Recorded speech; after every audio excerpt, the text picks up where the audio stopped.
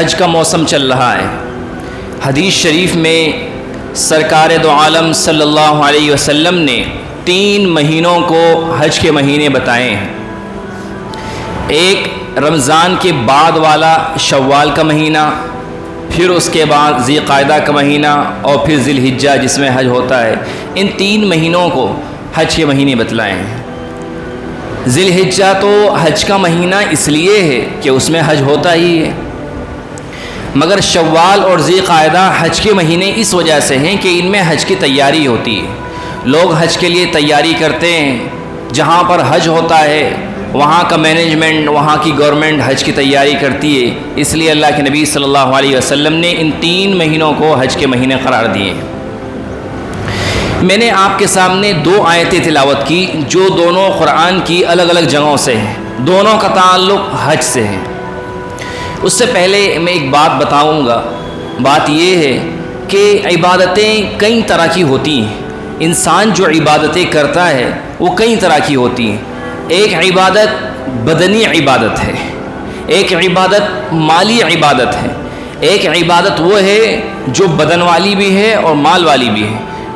بدن والی عبادت یعنی ایسی عبادت کہ جس میں بدن کی طاقت اور انرجی خرچ ہوتی ہے، جیسے نماز پڑھتے ہیں تو اس میں طاقت لگتی ہے، بدن کی انرجی خرچ ہوتی ہے۔ اسی طرح روزہ رکھتے ہیں تو روزہ رکھنے میں بدن کی انرجی خرچ ہوتی ہے، طاقت لگتی ہے۔ تو یہ عبادت بدن والی عبادت ہے۔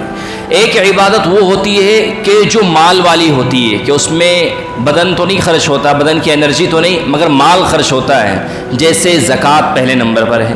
زکوٰۃ کے بعد صدقہ فطرہ آتا ہے، عام صدقات و خیرات آتے ہیں، عبادتیں۔ یہ وہ عبادتیں ہیں کہ جس میں بدن تو نہیں مگر مال خرچ ہوتا ہے۔ مگر ایک عبادت ایسی ہے کہ وہ مال والی بھی ہے اور بدن والی بھی ہے، اس میں دونوں چیزیں خرچ ہوتی ہیں، اس کو ہم حج کہتے ہیں۔ کہ حج وہ آدمی کرتا ہے کہ جس کے پاس حج کرنے کے لیے پیسے ہوں، وسائل ہوں، مال ہو، تو مال والی ہوئی۔ اور جب وہاں حج کرنے کے لیے پہنچ جاتا ہے، طواف کرتا ہے، سعی کرتا ہے، رمی کرتا ہے، بہت ساری وہاں ارکان کرتا ہے، تو وہاں پر بدن خرچ ہوتا ہے۔ تو معلوم ہوا کہ حج ایک ایسی عبادت ہے، اس کی خوبی اور خصوصیت یہ ہے کہ اس میں مال بھی خرچ ہوتا ہے انسان کا اور بدن کی طاقت بھی خرچ ہوتی ہے۔ اور حج کرنا ہر آدمی کے لیے پاسبل نہیں ہے، ہر آدمی کے لیے آسان نہیں ہے، اسی لیے اللہ تبارک و تعالیٰ نے حج جو ہے وہ ہر آدمی پر فرض بھی نہیں کیا ہے۔ اور جس پر فرض کیا ہے اس پر بھی سال میں ایک ہی مرتبہ، زندگی میں ایک ہی مرتبہ فرض کیا ہے کہ اگر زندگی میں کوئی آدمی ایک مرتبہ حج کر لے گا تو ہمیشہ کے لیے اس کی طرف سے حج ادا ہو جائے گا۔ یہ دوسری جو آیت میں نے آپ کے سامنے پڑھی یہ حضرت ابراہیم علیہ السلام سے متعلق ہے۔ حضرت ابراہیم علیہ السلام کا اللہ تبارک و تعالیٰ نے امتحان لیا، اور ایک امتحان نہیں لیا بلکہ کئی امتحان اور آزمائش میں ان کو ڈالا، کئی آزمائشیں، کئی امتحان ان سے لیے۔ مثلا ان کو دہکتی ہوئی آگ میں ڈالا گیا، ان کو ان کے علاقے سے جلا وطن کر دیا گیا، ملک بدر کر دیا گیا، یہ بھی امتحان تھا۔ ان کو ان کی وائف سے یعنی حضرت ہاجرہ سے اور ان کے بیٹے اسماعیل سے دور کر دیا گیا، یہ بھی امتحان تھا۔ اسی طرح ان کا ایک امتحان یہ بھی لیا گیا کہ ان کو یہ حکم دیا گیا کہ اپنے بچے کو اللہ کے نام پر قربان کرو۔ تو الغرض حضرت ابراہیم کو اللہ تبارک و تعالیٰ نے آزمانے کے لیے کہ ابراہیم مجھ سے کتنی محبت کرتے ہیں، ان کے دل میں میرے لیے کتنا عشق ہے، کتنی محبت ہے، اس بات کو جاننے کے لیے، جانچنے کے لیے اللہ تعالیٰ کو معلوم ہے، ان سے بہت سارے امتحانات لیے گئے۔ جب وہ سارے امتحانات سے فارغ ہو گئے، اب ان کو اللہ کی طرف سے یہ حکم ہوا کہ ابراہیم تم اپنے بیٹے اسماعیل کے ساتھ جو ہے اب کعبے کی تعمیر کرو، کعبے کی اثر نو تعمیر کرو۔ کعبے کی جو دیواریں ختم ہو گئی تھی، اس کی بنیادیں باقی رہ گئی تھی، کہ انہی بنیادوں کے اوپر اب دوبارہ کعبے کی تعمیر کرو۔ جب وہ کعبے سے فارغ ہو گئے، حضرت ابراہیم، حضرت اسماعیل علیہ السلام دونوں کعبے کی تعمیر سے فارغ ہو گئے، تو اب اللہ تبارک و تعالیٰ کی طرف سے یہ حکم ہوا وَأَذِّن فِي النَّاسِ بِالْحَجِّ يَأْتُوكَ رِجَالًا، کہ اے ابراہیم تم لوگوں میں حج کا اعلان کرو، تم لوگوں میں یہ اعلان کرو کہ لوگ اس کعبے کی یعنی اس اللہ کے گھر کی زیارت کے لیے اور حج کے لیے آئیں۔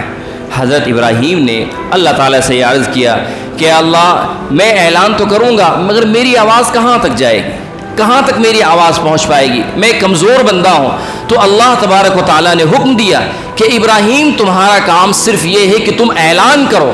کھڑے ہو کر اعلان کرو، لوگوں تک تمہاری آواز کو پہنچانا، لوگوں کے کانوں تک تمہاری اس آواز کو پہنچانا، یہ تمہارا کام نہیں، یہ ہمارا کام۔ اسی لیے حدیث شریف میں آیا ہے کہ رہتی دنیا تک، آج یا آج سے پہلے اور آج کے بعد رہتی دنیا تک جو بھی آدمی حج کرتا ہے تو جب وہ حج کرتے ہوئے لبیک اللہم لبیک لبیک لا شریک لک لبیک یہ تلبیہ والی دعا پڑھتا ہے اور اس میں یہ کہتا ہے کہ میں حاضر ہوں، اے اللہ میں حاضر ہو گیا ہوں کہ تیرے کوئی شریک نہیں ہے، میں حاضر ہو گیا ہوں، تو حضرت ابراہیم کی اسی آواز کا یہ جواب دیتا ہے کہ اللہ کی طرف سے حضرت ابراہیم نے حج کے لیے جو پکارا تھا، جو آواز لگائی تھی، میں اسی آواز پر حج کرنے کے لیے یہاں اب حاضر ہو گیا ہوں۔ حج کی جو عبادت ہے وہ تو عشق و محبت والی عبادت ہے۔ حضرت ابراہیم کی عشق کا، محبت کا اللہ تبارک و تعالیٰ نے مختلف طریقے سے امتحان لیا اور بعد میں ان سے یہ کہا گیا کہ اب تم حج کا اعلان کرو۔ جب آپ حج کی عبادت پر غور کریں گے، حج کے پورے کانسیپٹ پر، اس کے تمام ارکان پر غور کریں گے تو آپ کو معلوم ہوگا کہ واقعی جو حج ہے وہ عشق خداوندی کا ایک مظہر ہے، ایک نمونہ ہے۔ آدمی آپ نے دیکھا ہوگا زندگی میں کسی کو کسی سے محبت ہو جاتی ہے، عشق ہو جاتا ہے تو وہ اس کے لیے بے قرار رہتا ہے، اس کے لیے تڑپتا رہتا ہے، وہ یہ چاہتا ہے کہ کسی طرح اس سے میری ملاقات ہو جائے، اس کی زیارت ہو جائے، اس سے انٹریکشن ہو جائے، اس سے کوئی بات چیت ہو جائے۔ کبھی وہ اس کے گھر کے سامنے کی طرف سے گزرے گا، کبھی پچھلی سائڈ سے گزرے گا، کبھی دائیں سے گزرے گا، کبھی بائیں سے گزرے گا۔ بالکل حج کے اندر یہی ہوتا ہے کہ ایک بندہ وہ سب کچھ اللہ کے نام کر دیتا ہے، جب احرام باندھ لیتا ہے ہر چیز کو وہ حرام کر لیتا ہے اپنے اوپر کہ میرا پہننا اللہ کی مرضی کے مطابق ہوگا، میرا چلنا پھرنا وہ بھی اللہ کی مرضی کے مطابق ہوگا، میں سلا ہوا کپڑا نہیں پہنوں گا، میں خوشبو نہیں لگاؤں گا، میں بال نہیں کاٹوں گا، ناخن نہیں کاٹوں گا، اپنی بیوی سے جائز تعلقات بھی قائم نہیں کروں گا۔ تو یہ جو عشق و محبت والی بات ہوتی ہے، یہ حج جو ہے یہ عشق کا، اللہ سے محبت کا ایک نمونہ، ایک ایگزامپل ہوتا ہے۔ اسی لیے حج کی جو فضیلت ہے وہ بہت بڑی ہے۔ جن لوگوں کو اللہ تعالیٰ نے موقع دیا ہے ان کو ضرور حج کرنا چاہیے۔ بہت سارے لوگ آپ دنیا کے اندر دیکھیں گے کہ وہ مالدار ہوتے ہیں، اللہ ان کو بہت نوازتا ہے، بہت دولتیں دیتا ہے، بلکہ ایسے لوگ بھی آپ کو ملیں گے کہ جو بزنس پرپس کے لیے بیرون میں، فورن کنٹریز میں سفر کرتے رہتے ہیں، امریکہ جاتے ہیں، لندن جاتے ہیں، اٹلی جا رہا ہے، کوئی جرمنی جا رہا ہے، بہت دوسرے ممالک میں سفر کر رہا ہے، مگر حج کی توفیق ان کو نہیں ہوتی ہے۔ مالدار ہیں، دولت مند ہے، دوسرے ملکوں میں اپنے ملک کو چھوڑ کر دوسرے ملک میں سفر بھی کر رہا ہے، مگر اس ملک کا سفر نہیں کر پا رہا ہے، اس جگہ کا سفر نہیں کر پا رہا ہے جس کا اللہ تبارک و تعالیٰ نے حکم دیا ہے۔ ایسے ہی بہت سارے لوگ آپ نے دیکھے ہوں گے، یقیناً آپ ان سے ملے ہوں گے، بہت سارے ایسے حاجی جو آپ کو یہ بتاتے ہوں گے کہ بھائی ہمارا تو کوئی انتظام ہی نہیں تھا حج کرنے کا، کوئی ذہن میں بات بھی نہیں آتی کہ اللہ ہم کو حج کے لیے بلا لے گا، بس ہم تو دعا کرتے رہتے تھے کہ اچانک سے اللہ تعالیٰ نے ایسا مینجمنٹ کیا، ایسا انتظام کیا کہ آنن فانن میں سب کام ہو گیا اور اللہ تعالیٰ نے ہمیں اپنے گھر کی زیارت کروا دی اور بلا لیا ہم کو۔ ایسے لوگ بھی آپ کو ملیں گے۔ تو یہ جو میں نے بات بتائی کہ حج کا تعلق وہ اللہ کی محبت سے ہے، وہ اللہ کے عشق سے ہے۔ حج کی توفیق اللہ تعالیٰ ان کو ہی دیتا ہے جن کے دل میں طلب ہوتی ہے، جو اللہ کے گھر کو دیکھنا چاہتے ہیں، جن کے دل میں ایک طلب ہوتی ہے کہ اللہ میں آپ کے گھر کی زیارت کرنا چاہتا ہوں، میں آپ کے گھر کے چکر لگانا چاہتا ہوں، میں صفا مروہ کے درمیان سعی کرنا چاہتا ہوں، میں وہاں پر کنکریاں مارنا چاہتا ہوں، میں یہ کرنا چاہتا ہوں، میں عرفات کے اندر وقوف کرنا چاہتا ہوں۔ جب آدمی یہ طلب کرتا ہے، اللہ تعالیٰ کے سامنے روتا ہے، تو اللہ تعالیٰ اس کا ایسی جگہ سے انتظام کرتے ہیں کہ اس کے وہم و خیال میں بھی نہیں آتا۔ اور جس کے اندر طلب نہیں ہوتی ہے، طلب نہیں ہوتی ہے، تو پھر اللہ تعالیٰ ان کو توفیق بھی نہیں دیتا ہے۔ بہت سارے لوگ آپ کو ایسے مل جائیں گے۔ ایک ایگزامپل دیتا ہوں، حضرت مولانا پیر ذوالفقار صاحب فرماتے ہیں پڑوس ملک سے کہ میرا ایک بہت قریبی دوست تھا،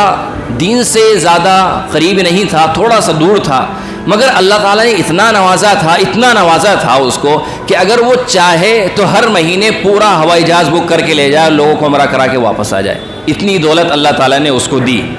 کہ اب کافی عمر دراز ہو گیا. تو میں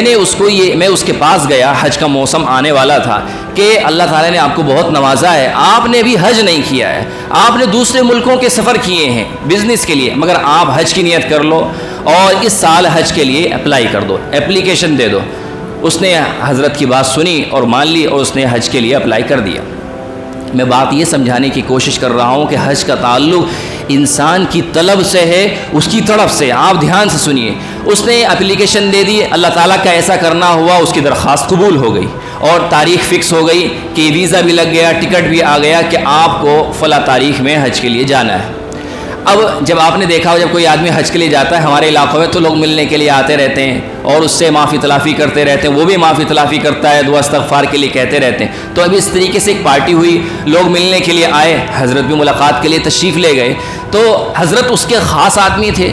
اس کے دوست تھے، تو اس کے پاس بیٹھے ہوئے ہیں. تو ویزا وغیرہ کی بات چل رہی ہے، تو ویزا یہ سب چیزیں ڈاکومنٹ جو تھے حضرت کو اس نے دکھائے. تو حضرت فرماتے ہیں کہ اتفاقاً اللہ کی طرف سے میں اس کے ویزے وغیرہ کو، ٹکٹ وغیرہ کو دیکھ رہا ہوں تو اس کی تاریخ میں دیکھی تو مجھے ذہن میں محفوظ ہو گئی کہ یہ تاریخ یہ جانے کی تاریخ ہے اور یہ واپسی کی تاریخ.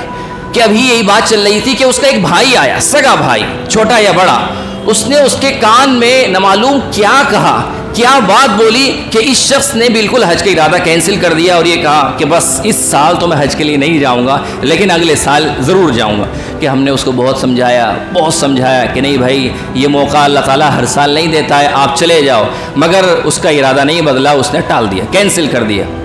حضرت فرماتے ہیں کہ بہرحال یہ تو ختم ہو گیا، کینسل ہو گیا. کہ مجھے اس کی تاریخیں آنے کی بھی اور جانے واپسی کی بھی تاریخ یاد تھی کہ اس کی واپسی کی جو تاریخ تھی اس تاریخ سے 3 دن کے بعد اس کا انتقال ہو گیا. یہ سچا واقعہ ہے. بڑے حضرت فرما رہے ہیں کہ 3 دن کے بعد اس کا انتقال ہو گیا. اب اس کا اینالائز کرتے ہیں، تجزیہ کرتے ہیں کہ اگر یہ شخص جاتا حج کرنے کے لیے، حدیث میں آیا ہے کہ جو آدمی حج کرتا ہے، حج سے جب وہ واپس لوٹتا ہے تو اس کے سارے گناہ معاف کر دیے جاتے ہیں اور وہ ایسا ہو جاتا ہے جیسے ابھی وہ اپنی ماں کے پیٹ سے جنا ہے اور اس کے ذمہ میں کوئی گناہ نہیں. کہ اگر یہ حج کر کے واپس آتا تو اس حال میں آتا کہ اس کے ذمہ میں کوئی گناہ نہ ہوتا اور اسی صفائی ستھرائی کے ساتھ بغیر گناہ کے تیسرے دن یہ اللہ کو پیارا ہو جاتا، سیدھا جنت میں چلا جاتا.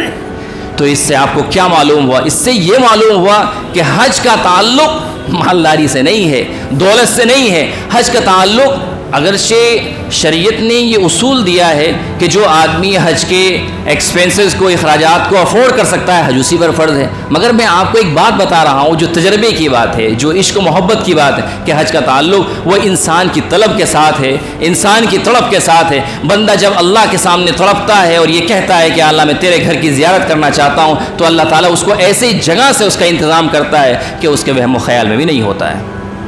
ویسے حج کس پر فرض ہے یہ ایک مسئلہ ہے. میں نے قرآن کی آیت پڑھی تھی وَلِلَّهِ عَلَى النَّاسِ حِجُّ الْبَيْتِ مَنِ اسْتَطَاعَ إِلَيْهِ سَبِيلًا، کہ ان لوگوں پر اللہ کے لیے حج کرنا فرض ہے کہ جو حج کے اخراجات کو اٹھا سکتے ہیں. ایک آدمی ایسا ہے کہ اس پر کوئی قرض نہیں ہے، اس کے ذمے کوئی قرض نہیں ہے اور اس کے پاس اتنا مال و دولت ہے، اتنے پیسے ہیں کہ وہ حج کر کے آ سکتا ہے اور اس ڈیوریشن میں جو اس کے گھر کے ضروری اخراجات ہیں وہ بھی پورے ہو سکتے ہیں. اتنے پیسے، اتنا بندوبست اس کا ہے تو ایسے شخص پر اللہ کے لیے حج کرنا زندگی میں فرض ہو جاتا ہے. ایک آدمی ہے، بالغ ہو چکا ہے، اس کے پاس اتنا انتظام ہو گیا ہے تو اب اس کے اوپر حج کرنا فرض ہو گیا ہے. اب اس کو چاہیے کہ وہ حج کے لیے اپلائی کرے. مگر ہم لوگ اس معاملے میں اتنی زیادہ ڈھیل کرتے ہیں، اتنی زیادہ سستی کرتے ہیں کہ کسی دوسرے عبادت میں اتنی ڈھیل اور سستی نہیں ہوتی ہے. آدمی کے اوپر حج فرض ہو گیا ہے مگر اس نے حج کو بالکل آخری درجے کی چیز سمجھ لیا ہے. حج فرض ہو گیا ہے، اللہ نے انتظام کر دیا ہے، مگر اس کے ذہن میں یہ بات ہے، وہ یہ سوچ رہا ہے کہ ابھی تو میں نوجوان ہوں، ابھی تو میرے بچے بڑے ہوں گے، جوان ہوں گے، پھر میں ان کی شادی کروں گا، شادی کے بعد پھر ان کے بچے بھی ہو جائیں گے، میں نواسے والا پوتے والا ہو جاؤں گا، پھر میری ہڈیاں کمزور ہو جائے گی، تب میں سوچوں گا کہ حج کروں یا نہ کروں. یہ لوگوں کے حالات ہیں آج کل کے. تب آدمی یہ سوچتا ہے کہ جب میں بڑھاپے میں پہنچ جاؤں گا تب میں حج کے بارے میں سوچوں گا. ارے بھائی اگر اللہ تعالیٰ نے اس پیریڈ میں اس وقت کے آنے سے پہلے تم کو بلا لیا اور تم سے یہ پوچھا کہ ہم نے تو تمہارے حج کے انتظامات کر دیے تھے، تم پر حج فرض کر دیا تھا، تم نے حج کیوں نہیں کیا، تو آپ اللہ کو کیا منہ دکھائیں گے اور کیا جواب دیں گے؟ ایک حدیث شریف ہے، اس کے اندر اللہ کے نبی صلی اللہ علیہ وسلم فرماتے ہیں کہ جس شخص کا حج کا انتظام ہو گیا ہو، جس پر اللہ تعالیٰ نے حج فرض کر دیا، فرض کرنے کا مطلب یعنی اس کے حج کا انتظام ہو گیا، اس نے پھر بھی حج نہیں کیا، تو وہ شخص میری طرف سے یہودی بن کر مر جائے، میری طرف سے وہ عیسائی بن کر مر جائے، مجھے کوئی فرق نہیں پڑتا کہ وہ یہودی بن کر مرے یا عیسائی بن کر مرے، میری کوئی گارنٹی نہیں کہ اس کی مغفرت ہوگی یا نہیں ہوگی، وہ مسلمان باقی بچے گا یا نہیں بچے گا۔ یہ اس شخص کے بارے میں اللہ کے نبی صلی اللہ علیہ وسلم فرما رہے کہ جس شخص کا حج کا انتظام ہو گیا، فرض ہو گیا، مگر اس نے ڈیلے کیا اور وہ اسی حال میں اللہ کے ہاں چلا گیا، حج اس کا چھوٹ گیا، تو ایسے شخص کے لیے اللہ کے نبی صلی اللہ علیہ وسلم کی یہ وعید۔ اس لیے بہت سے لوگ آپ کو ملیں گے جو یہ سوچتے ہیں کہ میرے پاس پیسے تو ہیں مگر میں یہ چاہ رہا ہوں کہ میری دکان میں خرید لوں یا مکان بنا لوں یا فلاں کام کر لوں، بیٹیوں کی شادی۔ بعض لوگ یہ سمجھتے ہیں، رات ایک صاحب پوچھ رہے تھے، بعض لوگ یہ سمجھتے ہیں کہ اگر کسی کی بیٹی جوان ہو گئی ہے تو اس کے لیے جائز نہیں ہے کہ وہ بیٹیوں کی شادی کو چھوڑ کر حج کے لیے چلا جائے۔ یہ بالکل غلط بات ہے، 100% بالکل الٹی بات ہے۔ اصل بات یہ ہے کہ جس آدمی کا شادی کا بندوبست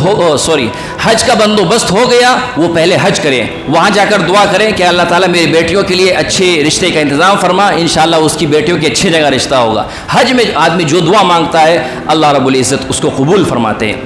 ایسے ہی ایک مسئلہ اور یاد رکھیے، بعض لوگ یہ سمجھتے ہیں کہ والدین کو پہلے حج کرائے، یہ مسئلہ والدین کو پہلے حج کرائیں یہ پہلے خود حج کریں،